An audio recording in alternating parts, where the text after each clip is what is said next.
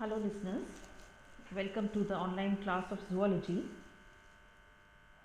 Today we are going to do the topic of fish biology, and the topic is about lungfishes.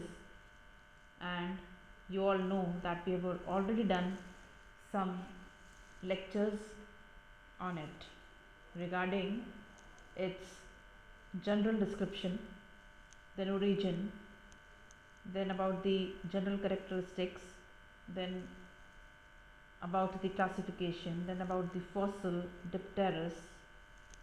Then in classification, we did that classification is based on the lungs, on the nature of lungs. ठीक है.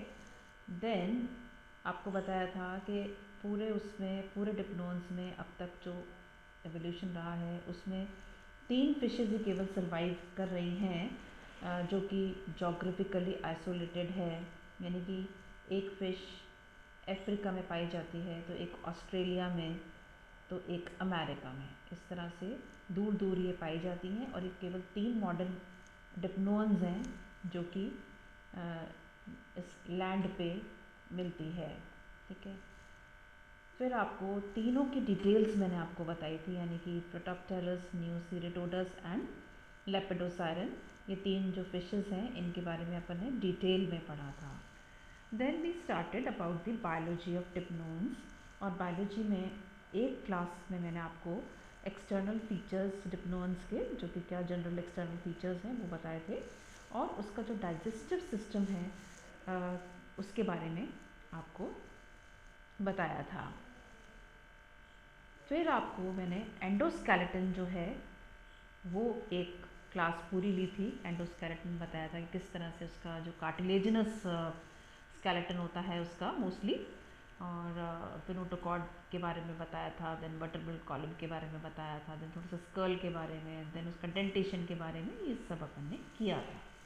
Now today जो हमारी class है वो based है आज डिप्नोन्स के respiratory system के बारे में. So let's start with respiratory system of Dipnoi. Okay. Now सबसे पहले तो अपन यही बात कहेंगे डिप्नोई में, जैसे कि नाम से ही लग रहा है कि it has double mode of respiration and that too in combined form, that is aquatic as well as aerial. ठीक है. यानी कि दोनों गिल और पल्मोनरी रेस्पिरेशन जो है वो लंग फिशेस में होता है. ऑल्दो जो डिप्नोन्स हैं उसमें गिल्स और लंग्स दोनों होते हैं, लेकिन लंग्स का भी इसमें जो यूज़ है वो काफ़ी ज़्यादा होता है. ठीक है. अब लंग्स के साथ साथ में और गिल्स के साथ साथ में एक बहुत इम्पॉर्टेंट स्ट्रक्चर है जो कि एरियल रेस्पिरेशन में हेल्प करता है, वो है नॉस्ट्रल्स.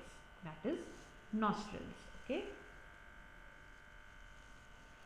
अब लंग इसमें कैसे बना है, वो है कि जो स्विम ब्लैडर या एयर ब्लैडर जो होता है वो मॉडिफाई हो जाता है लंग में, और जो ये इसका जो लंग है वो काफ़ी कुछ सिमिलर होता है स्ट्रक्चर में और फंक्शन में हमारे जो टेट्रापोड्स, हम लोग जो टेट्रापोड्स हैं उन, या जो टेट्रापोड्स होते हैं उनके लंग्स से वो होता है.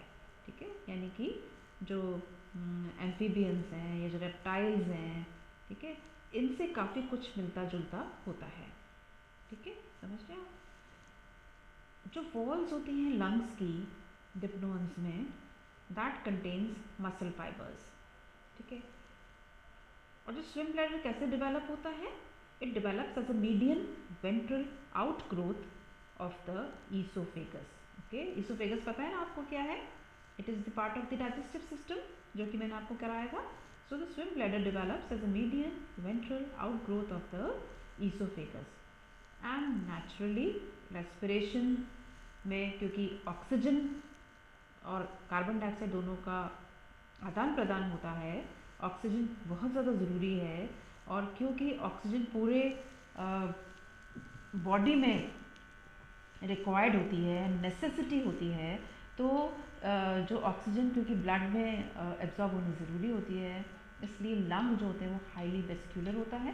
दैट मीन्स उसमें जो नेटवर्क होता है ब्लड कैपिलरीज का, दैट इज़ प्रोफ्यूज, है ना, बहुत सारा अच्छा नेटवर्क होता है, जिससे कि मैक्सिमम ऑक्सीजन जो है वो एब्जॉर्ब हो सके, आई मीन, एंड देन पूरे बॉडी में अच्छे से सर्कुलेट हो सके और ब्रेन को भी ऑक्सीजन प्रॉपरली मिल सके, so that the whole body of the fish में फंक्शन प्रॉपरली। ठीक है। Now if you talk about lungs, उनका स्ट्रक्चर जो होता है लंग्स का, उसके बारे में अगर हम बात करें तो जो इंटरनल कैविटी होती है लंग्स की, that produces numerous alveoli which lead into minute alveolar sex.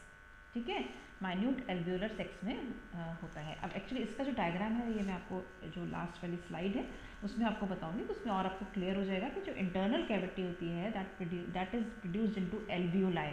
Even हमारे लंग्स में भी ऐसा होता है कि जो हमारे लंग्स में भी जो छोटा जो यूनिट है जिसमें कि एक्सचेंज हो रहा है कार्बन डाइऑक्साइड और ऑक्सीजन का, वो एल्वियोलाई होता है।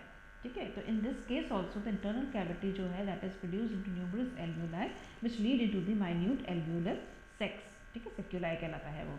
अच्छा, प्रोटोप्टेरस और लेपिडोसायरन में क्या होता है कि जो सप्लाई है ब्लड की लंग्स के अंदर वो काफ़ी ज़्यादा है, इट इज़ क्वाइट एलाबोरेट, जैसे है ना, बहुत ज़्यादा होती है प्रोटोप्टेरस में और लेपिडोसायरन में।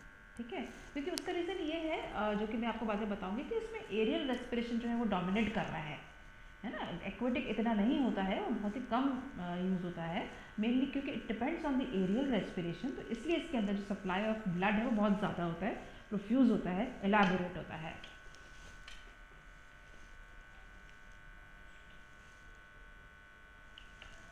अच्छा, अब हम आ जाते हैं एक्वेटिक रेस्पिरेशन पे पहले। तो एक्वेटिक रेस्पिरेशन जो होता है दैट टेक्स प्लेस, ऑब्वियसली आपको सबको मालूम है कि एक्वेटिक रेस्पिरेशन किससे होता है, गिल्स से होता है।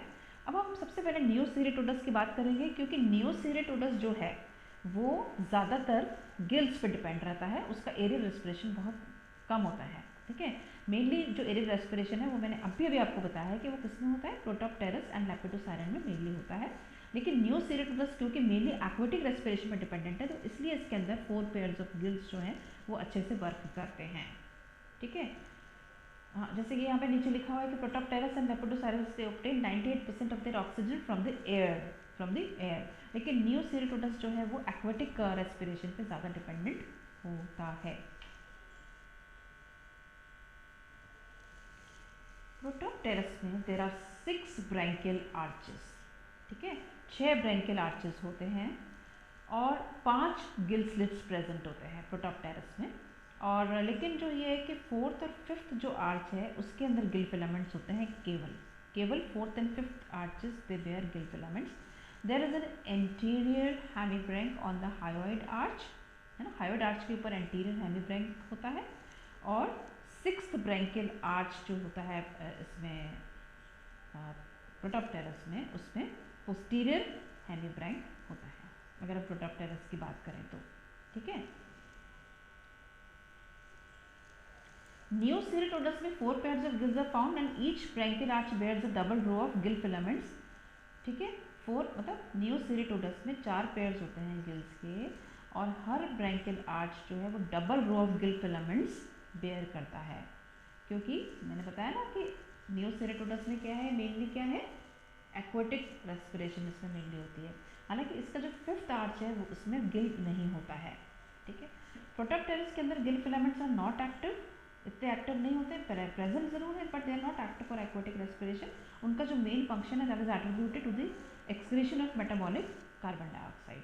ठीक है, यानी कि एक्वेटिक रेस्पिरेशन नहीं कर रहा है वो, लेकिन जो भी एरियल रेस्पिरेशन से जो भी एक्सचेंज हो रहा है गैस में, तो उसके अंदर क्या करते हैं ये जो होते हैं गिल फिलामेंट्स प्रोटोप्टेरस के, ये मेनली क्या करते हैं कि जो कार्बन डाइऑक्साइड जो कि मेटाबॉलिज्म से एक्सक्रीट होती है, मेटाबॉलिज्म से बनती है, एज अ रिजल्ट मेटाबॉलिज्म की कार्बन डाइऑक्साइड जो बनती है उसको वो एक्सक्रीट करने के काम में आता है, उसको वो बाहर निकालने के काम में आता है।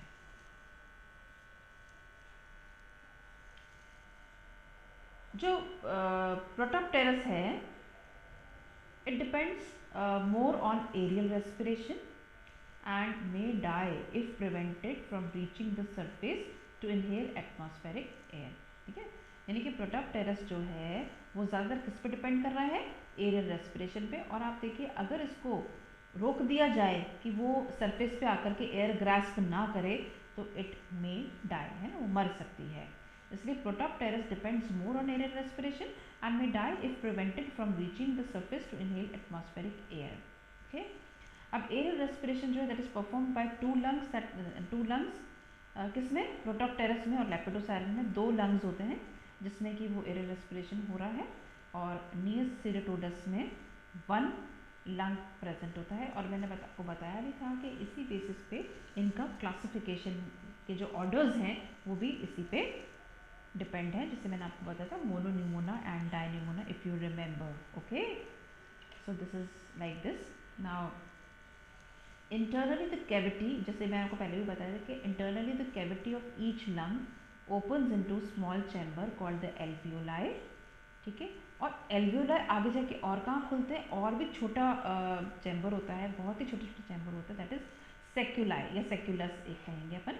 ठीक है, सो ये वापस रिपीट कर रही हूँ मैं ये चीज़ कि internally the cavity of each lung opens into small chamber called the alveoli which in turn opens into still smaller seculi।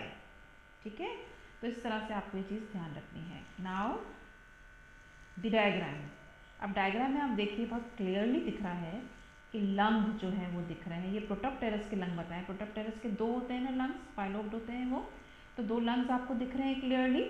और इसमें आप देखिए पल्मोनरी आर्टरी दिख रहा है और पल्मोनरी वेन दिखाई दे रहा है। ठीक है, तो इस तरह से ये इसके लंग्स का स्ट्रक्चर है। और जो बी पार्ट है उसमें आप देखिएगा कि इसके अंदर जो लंग का वॉल है उसका सेक्शन दिखाया हुआ है, और उस सेक्शन को इन्होंने फिर और भी ज़्यादा जूम करके और भी ज़्यादा उसको हाईलाइट करके छोटे से पार्ट को दिखा रखा है, जिसमें आप क्लियरली देख सकते हैं कि एल्वियोलस जो है वो जो छोटा चैम्बर है वो दिखा रखा है इसमें, और किस तरह से इसके अंदर एल्वियोलर सेक्स हैं, और हर एल्वियोलाई जो है वो सेक्यूलस में ओपन हो रहा है। ठीक है, तो इस तरह से ये आप देख सकते हैं क्लियरली, बहुत क्लियरली इसके अंदर लंग का डायग्राम बता रखा है जो कि प्रोटॉप्टेरस में से लिया गया है। तो इस तरह से आपको शायद समझ में आ गया होगा कि किस तरह से जो डिप्नोन्स है उसका रेस्पिरेटरी सिस्टम कैसा होता है। इट इज़ क्वाइट इम्पॉर्टेंट क्योंकि लंग फिशेस जो हैं उनका नाम ही लंग्स के कारण है, और दे आर दी कहना चाहिए कि connecting link between the fishes, जिसमें कि गिल्स बेसिक होता है रेस्पिरेशन का, जो कार्टिलेजिनस और टिलियोस फिशेस होती हैं जो, और उधर एम्फीबियंस जिसके अंदर की लंग जो है वो मेन रेस्पिरेटरी स्ट्रक्चर होता है। तो इस तरह से डिप्नोन्स या लंग फिशेस जो है वो बहुत इंपॉर्टेंट है, and with this respiratory system जो है वो डिप्नोन्स का कंप्लीट होता है। अब आगे हम और उसका कोई सिस्टम जो है वो लेंगे, mainly I think we continue dipnoans with the blood vascular system, जो कि हम नेक्स्ट क्लास में पढ़ेंगे। तब तक के लिए thank you so much, keep revising, keep learning, keep studying.